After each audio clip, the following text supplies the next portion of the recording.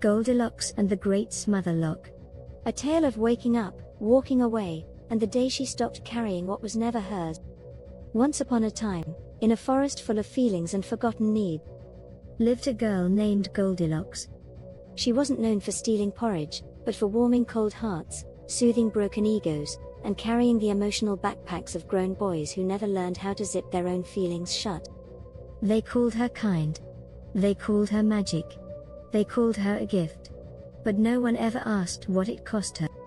You see, Goldilocks had inherited an invisible key, the key to the Smother Lock. Forged from guilt, duty, and a sprinkle of fear. With it, she opened every door to others' chaos, and locked the door to her own needs behind her. She was the fixer, the feeler, the fire brigade for broken masculinity. Whenever a lost boy cried, she brought cookies and comfort. Whenever a grown man sulked, she whispered away his shame. They never had to carry their pain themselves, because she wore it for them like a second skin. But deep in the woods of her own silence, Goldilocks began to notice something strange. No one ever came to her hut. No one ever asked how she was. And the porridge she kept making for others was always cold when she finally sat down. One rainy dusk, she stared into the mirror and didn't recognize her reflection. Her eyes looked tired. Her smile looked trained.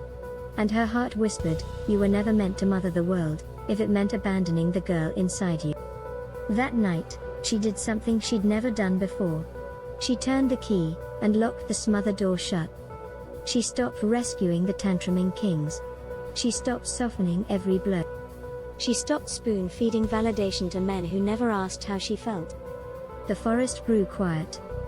And the lost boys? They panicked. Where is she? Why isn't she answering? Why isn't she saving me from myself? Some called her cruel. Some called her cold. Some called her unrecognizable. But she was finally free. She wasn't mean. She wasn't selfish. She was simply done. They came knocking, offering empty jars for her to fill again.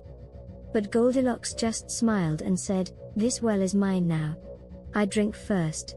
I choose where it flows. I'm not a river for your drought anymore." And so, the Smother Lock became a sacred relic, buried beneath the roots of the forest, only to be touched by those who know how to give without emptying, and love without losing themselves. And she lived peacefully ever after. Not alone, but whole.